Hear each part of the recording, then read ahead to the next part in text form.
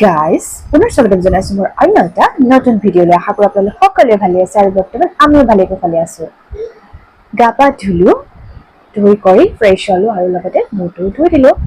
যি নহওক বাৰু, এতিয়া এটা কথা মই পাহৰি গৈছিলোঁ, চ' তাৰ কাৰণে কি বুলি ক'ম, চৰি।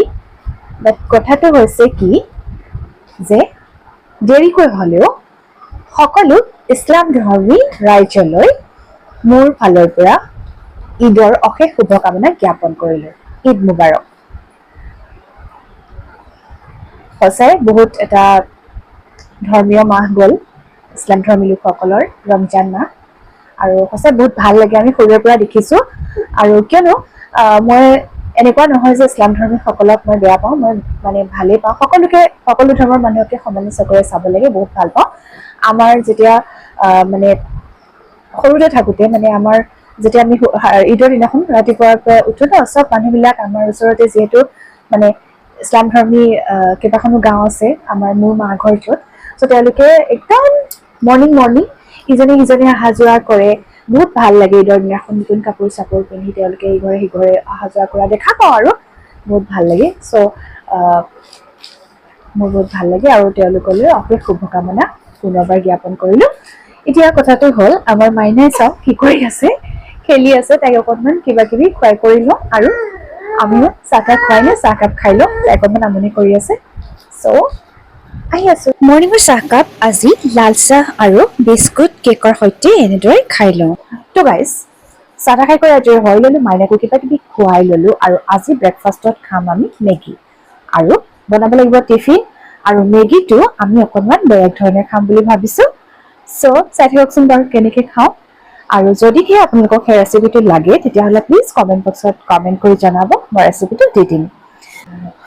ৰ'ব আৰু এটা কথা যে পাহৰি গৈছিলোঁ, মই ব্ৰেকফাষ্টটো বনোৱাৰ আগতে কৈ থৈ যাওঁ। সেইটো হৈছে, সকলোৱে জানে চাগে, চ'ত মাহৰ যি নৱৰাত্ৰি, সেই নৱৰাত্ৰি চলি আছে আৰু সেই খবৰে সময় হ'লহি। চ' সকলো অসমবাসী ৰাইজলৈ মোৰ ফালৰ পৰা নৱৰাত্ৰিৰ অশেষ শুভকামনা জ্ঞাপন কৰিলোঁ। জয় দুৰ্গা মা।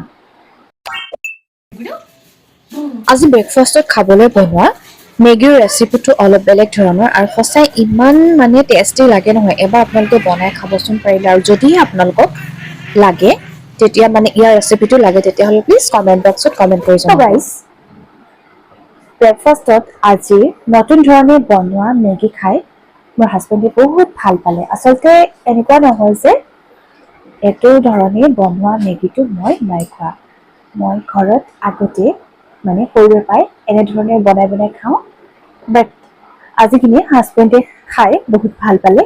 আচলতে কি হৈছিলে, ঘৰত আমাৰ ইনলছ বাহিৰত ফুৰিবলৈ গৈছে, চ' সেইকাৰণে ভাবিলোঁ চান্সটো লৈ লোৱা যাওক আৰু ন। চ' চান্সটো লৈ ল'লোঁ আৰু ধৰণে বনালোঁ। আজি মেগী খাই খুব ভাল পালে, চ' আৰু এতিয়া তেওঁ প্ৰশংসাও কৰি গৈছে। বাৰু যি নহওক, তেওঁ অফিচলৈ গ'ল, চবখিনি কামবোৰ হৈ গ'ল। এতিয়া আছে মাইনাক মাছাজ কৰিব। মাইনা আছে খেলি, নিজে খেলি আছে আৰু তাই। চ' এতিয়া মই মাইনাক মাছাজটো কৰি লওঁ। মই মাইনাক এনেদৰে মালিচ কৰি থাকোঁ।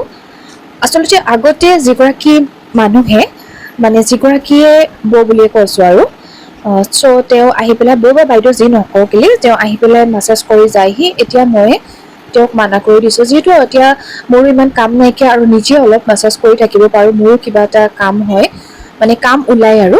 চ' সেইকাৰণে এনেদৰে কৰি থকা হৈছে মাছাজটো, আৰু নিজেও শিকা হ'ব, আৰু এনেও ভৱিষ্যতলৈতো নিজেই কৰিব লাগিব সদায়তো আৰু মানুহ নাপাওঁ।